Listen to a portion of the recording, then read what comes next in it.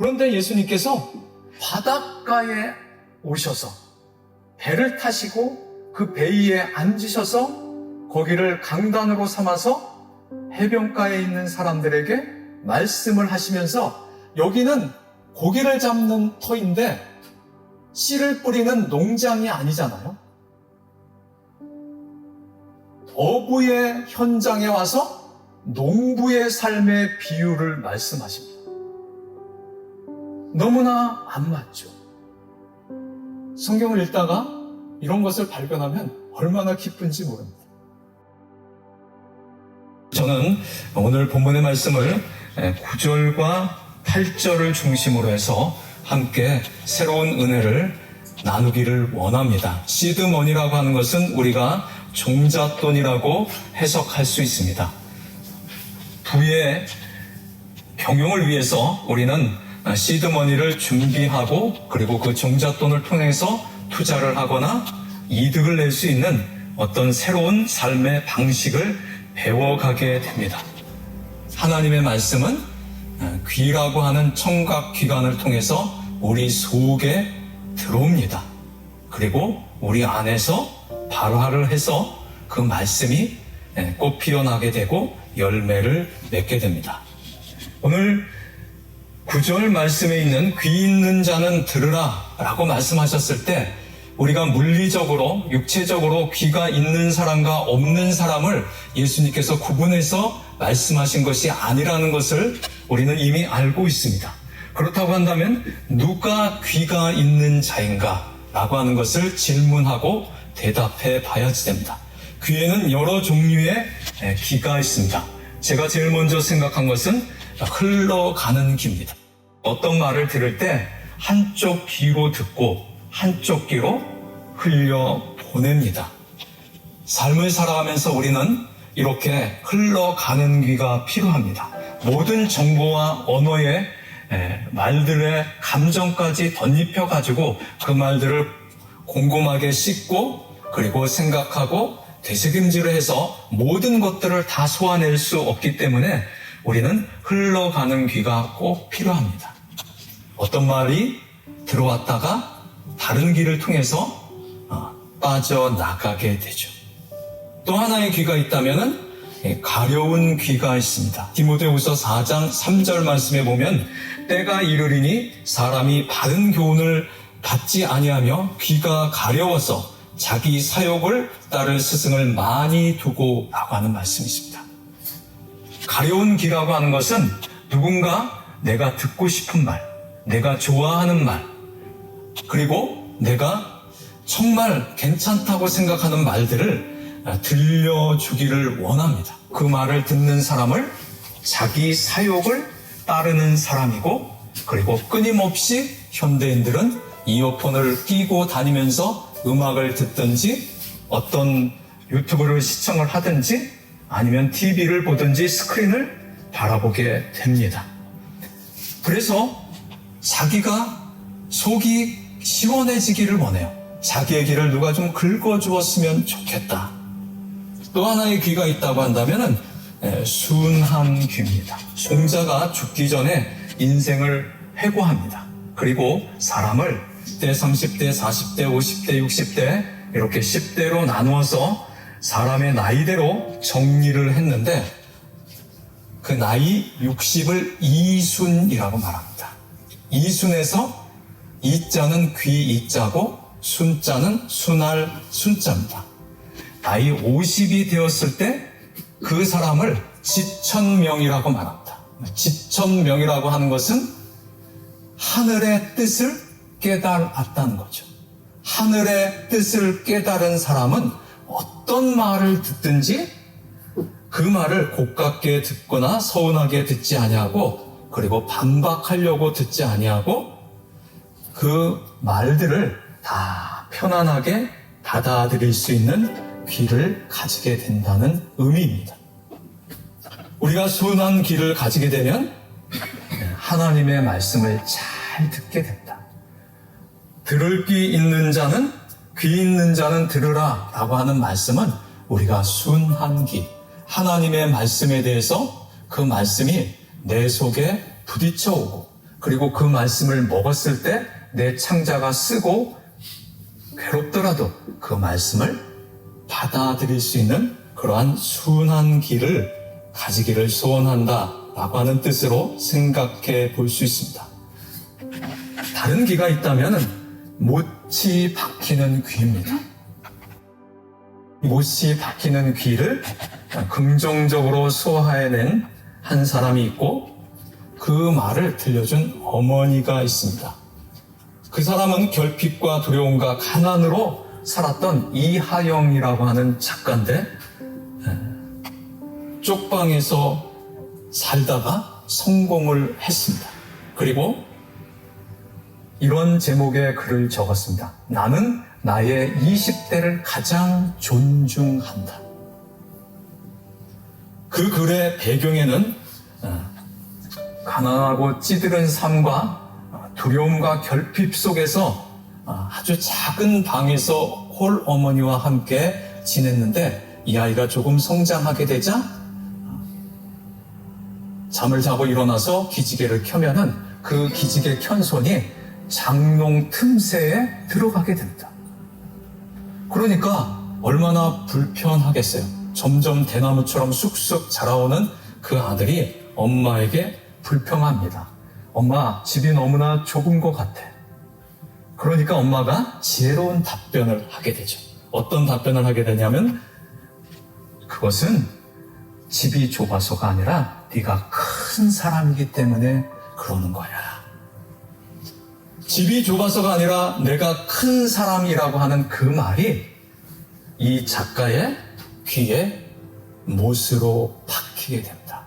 그리고 의사가 되고 성공을 하고 그리고 작가가 또 되었습니다. 하나님의 말씀이 잘 박힌 못과 같이 우리의 귀에 박히게 될 때 그 귀를 가진 사람을 귀 있는 자라고 말하고 싶습니다. 오늘 본문의 말씀에 귀 있는 자는 들으라 했을 때 그 귀를 들을 귀라고 정의를 해보았습니다. 어느 날 테레사 수녀가 기도를 합니다. 궁금한 한 기자가 물어봅니다. 님, 도대체 무슨 기도를 그렇게 간절히 드리세요? 는 기도할 때 듣습니다. 듣는다고요? 그렇다고 한다면 하나님은 뭐라고 수녀님에게 말씀하세요? 그러니까 그 수녀가 이렇게 대답했습니다. 하나님도 들으십니다. 하나님의 말씀은 동행의 언어입니다. 하나님과 내가 동행하고 있다는 증거가 바로 하나님의 말씀입니다. 나는 하나님을 듣고 그리고 하나님은 나를 듣는 거예요. 그러한 기도를 드리는 사람이 하나님의 말씀을 가진 자, 귀 있는 자가 되는 거예요. 저와 여러분은 과연 이 동행의 언어, 귀 있는 자로 살았는가? 다시 한번 질문을 해봐야 됩니다. 두 번째는 결실하는 씨를 심었는가? 라고 하는 말씀입니다. 8절에 이런 말씀이 있죠. 더러는 좋은 땅에 떨어짐에 어떤 것은 100배, 어떤 것은 60배, 어떤 것은 30배의 결실을 하였느니라. 씨라는 씨는 어떤 씨일까요? 그 씨는 하나님의 말씀을 먼저 깨닫습니다. 말씀을 듣는 순간 깨닫는 거예요. 그리고 깨달은 그 말씀은 자기 성찰과 돌이킴을 포함하고 있습니다. 그 말씀으로 자기를 살펴보고 그리고 내가 어떻게 돌이켜야 하는가 그 방향성을 정하는 것입니다. 그리고 그 결실하는 씨는 견디는 씨입니다. 결실하는 씨는 기운이 솟구치는 씨입니다. 그 기운이 솟구치는 씨는 가시떨기가 그 씨에 자라는 기운을 막았다고 7절에 기록하고 있죠. 그래서 그 기운이 솟구치는 씨가 바로 결실하는 씨다. 우리가 생각할 때 네 가지 밭이 있는데 그 밭이 처음에는 길가밭이고 두 번째는 돌짝밭이고 세 번째는 가시떨기에 떨어졌고 그리고 네 번째 좋은 땅에 떨어졌기 때문에 우리가 생각하기는 우리의 마음속에 길과 같은 마음을 제하여 버리고 그리고 돌밭에 돌을 걷어내고 그리고 가시떨기를 커팅해서 잘라내 버려야 그래야 우리의 마음밭이 좋은 밭이 된다라고 지금까지 들어왔습니다. 그러나 저는 오늘 본문의 말씀을 통해서 새로운 관점으로 보고자 합니다. 하나님의 말씀의 씨는 뿌려지면 8절에 30배, 60배, 100배 이렇게 결실하게 되는데 그 결실을 방해하는 장애물이 세 가지 밭에 의하면은 첫 번째는 새가 와서 먹어버립니다. 두 번째는 태양이 비치고 그 햇볕이 뿌리가 조금 나온 그 뿌리를 말려버립니다. 또 하나는 조금 싹을 띄워서 올라오려고 하는데 위에 가시 덩굴이 덮여가지고 그 가시가 씨가 자라는 기운을 막아버립니다. 결실의 장애물 새해 가시를 이렇게 읽어낼 수가 있습니다. 저의 성경을 읽는 독법 가운데 하나인데 새가 먹는다라고 하는 말씀을 부정적인 시각으로 보지 않고 긍정적인 렌즈로 살펴보면은 씨 하나님의 말씀은 양식이 되는구나. 새가 먹고 소화해서 살아갈 수 있는 힘을 얻는 그러한 푸드가 되는구나 라고 하는 것을 발견했습니다. 해가 그 뿌리를 말려버린다고 기록되어 있는데 하나님의 말씀은 뿌리를 갖고 있고 누구의 심성과 마음밭에 떨어지든지 하나님의 말씀은 뿌리를 내릴 수 있는 생명력을 갖고 있구나. 하나님의 말씀은 먹을 수 있는 양식이고 그리고 그 말씀은 어느 사람에게 심겨지든지 뿌리를 낼 수 있는 그 수분을 찾아갈 수 있는 그 뿌리를 뻗어나갈 수 있는 생명력을 가지고 있구나. 뿐만 아니라 가시가 이 씨의 생명을 장애하고 그리고 조금 자란 그 싹의 기운을 막는다고 했는데 하나님의 말씀을 가만히 살펴보니까 하나님의 말씀은 기운, 에너지를 갖고 있네 라고 해석을 했습니다. 하나님의 말씀은 세 가지를 갖고 있죠. 어떤 것을 갖고 있어요? 생명을 살리는 음식과 같은 그 푸드의 기능을 가지고 있고 그리고 그 말씀은 누구에게 뿌려지든지 뿌리를 내릴 수 있는 그 근원을 갖고 있으며 그리고 가시가 막는다고 하더라도 그 말씀은 장애물을 뚫고 올라갈 수 있는 에너지를 가지고 있구나. 다시 말하면 그 말씀을 양식으로 먹고 우리의 마음밭에 깊은 뿌리를 내리면 그 말씀은 엄청난 파워를 가진 에너지가 된다는 것입니다. 그리고 그 에너지가 솟구치게 될 때 세월을 이기고 세상을 이기고 우리의 감정과 생각과 의지를 송두리째 바꿔버릴 수 있는 그러한 능력을 갖고 있다라고 생각하게 되었습니다. 안젤라 더크워스라고 하는 사람이 있는데 그릿이라고 하는 책을 썼습니다. 그릿이라고 하는 것은 어떤 견디는 능력, 우리말로 하면 끈기를 상징한다고 볼 수 있습니다. 그 사람이 책 전체를 통해서 이렇게 말합니다. 성공한 사람들을 잘 살펴봤더니 성공한 사람은 재능 때문에 성공한 것보다는 바로 그릿, 끈기에서 그 성공의 승패가 나온다는 것을 깨달았다고 말하고 그 책이 엄청나게 전 세계적으로 팔렸습니다. 제가 초두에 말씀을 드렸죠. 결실하는 씨는 첫 번째 깨닫고, 두 번째 견디고, 그리고 세 번째 기운이 솟구치는 말씀이 될 때 그 씨가 결실하는 씨라고 말씀을 나눴습니다. 하나님의 말씀을 세상을 창조했죠. 모든 것들을 다 만들어냈습니다. 왜 그런 일들이 일어날까요? 사람이 말을 할 때는 그 말을 할 때 호흡이 들어갑니다. 노래를 할 때 말하는 것처럼 호흡을 하게 되면 그 노래가 아름답게 들리게 되죠.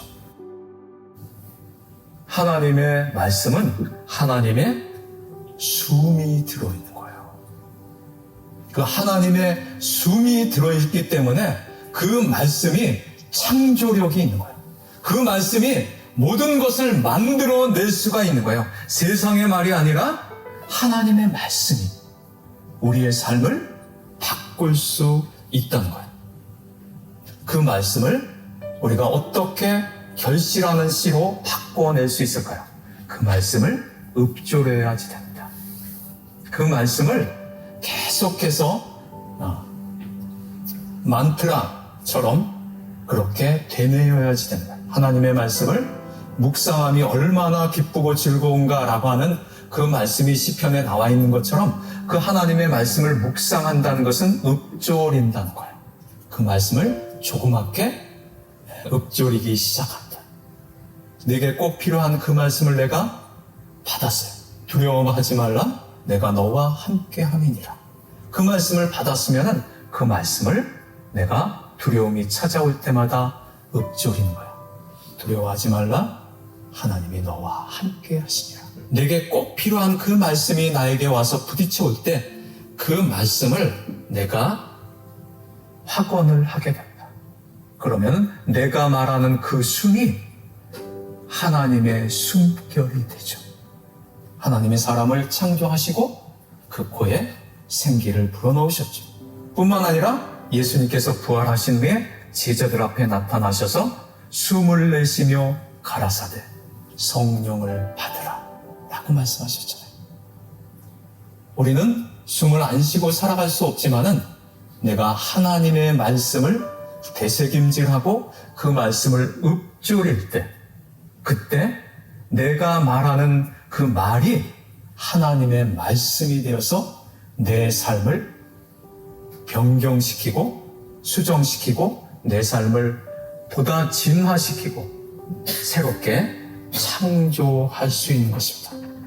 그 말씀이 씨가 되고 열매가 될 때까지 세상이 우리를 힘들게 하고 상황이 나빠지고 사람이 나의 감정을 건드리고 여러 가지 이유로 말미암아 조건이 맞지 아니하고 환경이 뒤틀어질 때도 우리는 그 말씀을 붙들고 그 말씀을 되뇌이면서 그 시간 속을 견디었다.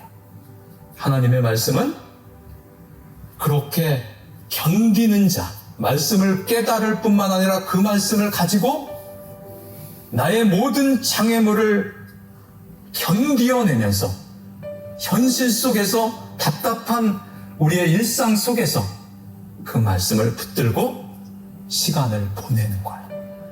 그 말씀을 묵상하는 거예요. 오늘 우리는 이제 최종 지점에 도달하게 되었는데 오늘 말씀에서 특이한 점 하나를 제가 발견을 했습니다. 오늘 말씀이 어떻게 진행이 되냐 하면은 1절, 2절에 이렇게 기록되고 있습니다. 그날 예수께서 집에서 나가사 바닷가에 앉으시매 큰 무리가 그에게로 모여들거늘 예수께서 배에 올라가 앉으시고 온 무리는 해변에 서 있더니 좀 이상하지 않아요?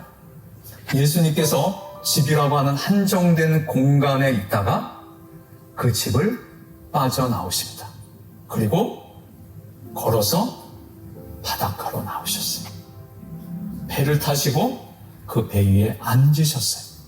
사람들은 그 해변가에 쭉 늘어서서 예수님의 말씀을 듣고 있습니다.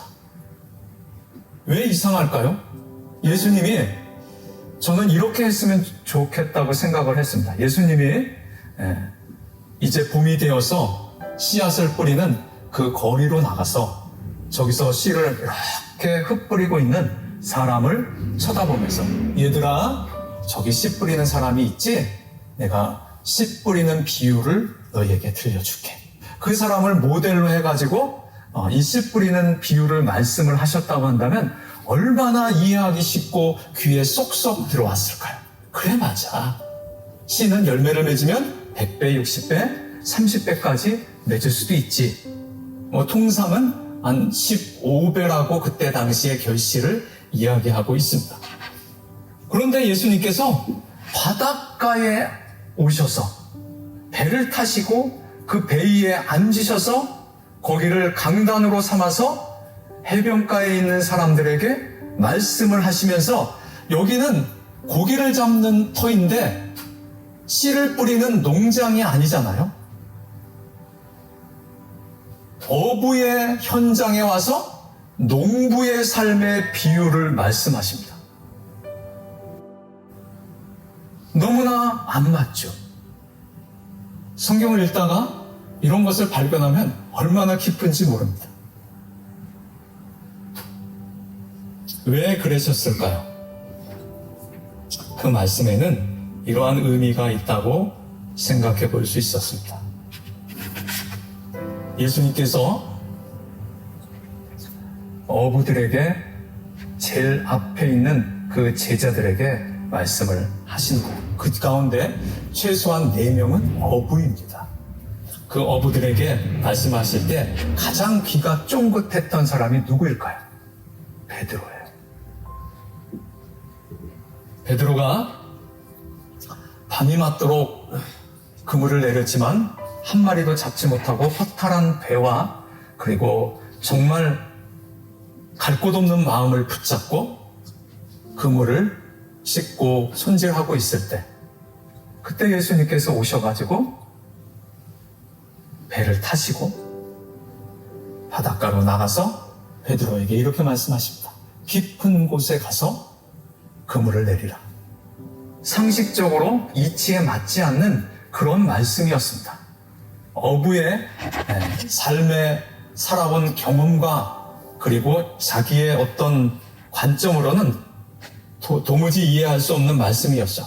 그런데 베드로가 결국에는 너무나 간절하니까 그 말씀에 의지하여 깊은 곳에 그물을 내리게 됩니다. 그리고 2배가 가득 차고 잠길 만큼 그렇게 많은 물고기를 잡았어요. 그 깊은 곳, 그 깊은 곳은 우리의 브레인의 잠재의식이라고 말할 수 있습니다. 하나님의 말씀이 어디까지 뿌리를 내려야 되냐면 우리의 잠재의식까지 뿌리를 뻗어야지 합니다. 4가지 밭 가운데 결실하는 그 밭은 비옥한 토양이었어요. 이미 기경된 밭이었다고요. 그 비옥한 토양은 우리의 가장 깊은 잠재의식 속에 하나님의 말씀이 떨어진 것을 의미하고, 그리고 그 말씀이 우리가 삶을 살아가면서 여러 가지 사건과 사고와 문제를 만나게 되는데, 그 우리의 깊은 마음속에 떨어진 그 씨앗이 결국에는 뿌리를 내리고 싹을 내고 자라나서 기운 에너지를 갖고 뻗쳐나와서